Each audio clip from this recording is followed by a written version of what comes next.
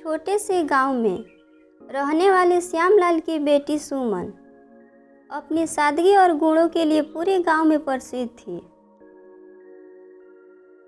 सुमन न केवल पढ़ाई में अव्वल थी, बल्कि वह घर के सारे काम भी बहुत निपुणता से करती थी। श्यामलाल अपनी बेटी पर गर्व करते थे और उसकी शादी के लिए सपने संजोए हुए थे, परंतु उनकी एक चिंता थी, दहेज। श्यामलाल एक साधारण किसान थे और उनके पास ज़्यादा संपत्ति नहीं थी। उन्होंने जैसे तैसे अपनी बेटी की पढ़ाई का खर्चा उठाया, परंतु दहेज देने के लिए उनके पास कुछ भी नहीं था।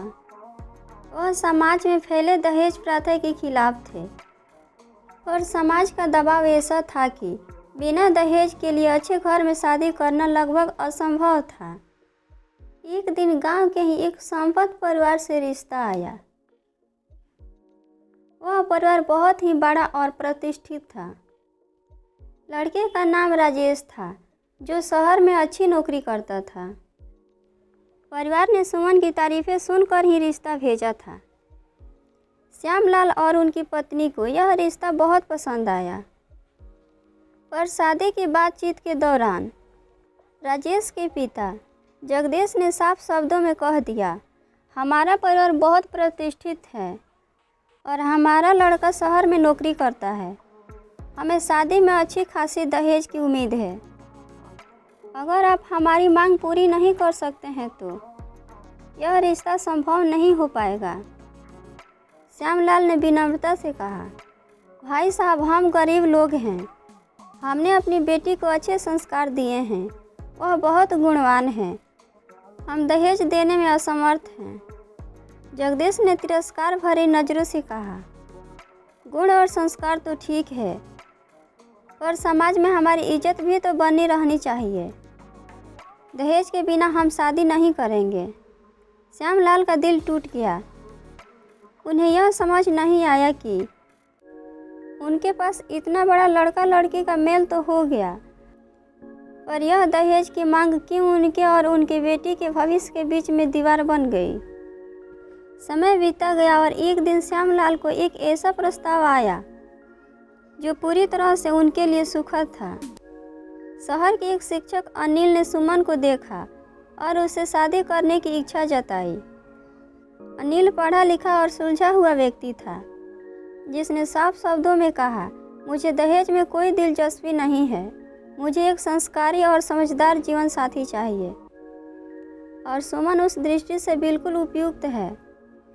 श्यामलाल को अनिल की बात सुनकर बहुत संतोष हुआ। उन्होंने बिना देर किए इस रिश्ते के लिए हाँ कह दी।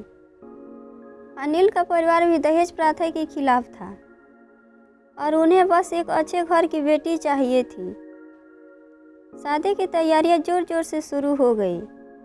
पूरे गांव में इस शादी की चर्च थी, क्योंकि यह गांव में पहली शादी थी जिसमें बिना दहेज के रिश्ता तय हुआ था। सुमन और अनिल की शादी बहुत धूमधाम से संपन्न हुई। शादी के बाद सुमन के जीवन में एक नया अध्याय शुरू हुआ। अनिल और उसका परिवार सुमन को बहुत प्यार करता था। सुमन अपने नए घर में बेहद खुश थी और उसने वहां अपने गुणों और व्यवहारों से सबका दिल जीत लिया। कुछ समय बाद एक दिन गांव के लोग बात कर रहे थे कि राजेश की शादी तय हो गई है। शादी में बहुत बड़ा दहेज लिया गया था और राजेश के पिता इसे अपनी जीत समझ रहे थे, लेकिन यह खुशी ज़्यादा दिन तक नहीं रही। राजेश की नई पत्नी, जिसे बहुत सारा दहेज देकर घर लाया गया था, उसका व्यवहार ससुराल वालों के साथ अच्छा नहीं था। वह ससुराल में किसी की बात नहीं मानती थी और हर छोटे छोटे बात पर झगड़ा करती थी। राजेश और उसके परिवार को जल्द ही एहसास हुआ कि उन्होंने पैसे के लालच में अपनी और अपने बेटे की ज़िंदगी बर्बाद कर दी। एक दिन जब सुमन अपने माता पिता से मिलने आई तो गांव के लोग उसकी तारीफ कर रहे थे। श्यामलाल जी, आपकी बेटी ने तो पूरे गांव का नाम रोशन कर दिया। आपने जो किया वह काबिलियत तारीफ है। श्यामलाल गर्व से बोले, हमने हमेशा यह माना कि इंसान का मूल्य उसके गुण से होता है, ना कि दहेज से। दहेज के लालची लोगों को यह समझ में आ गया था कि सच्चा सुख पैसे में नहीं बल्कि अच्छे रिश्ते से आता है। सुमन और अनिल का जीवन खुशहाल था, जबकि राजेश और उसके परिवार को अपनी लालच की कीमत चुकानी पड़ी थी।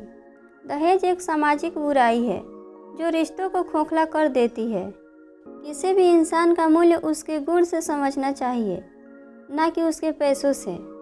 उम्मीद करती हूँ कि आपको यह कहानी पसंद आई होगी। अगर हाँ तो कृपया मेरे चैनल को सब्सक्राइब करें, वीडियो को लाइक करें और अपने दोस्तों के साथ शेयर करें। धन्यवाद।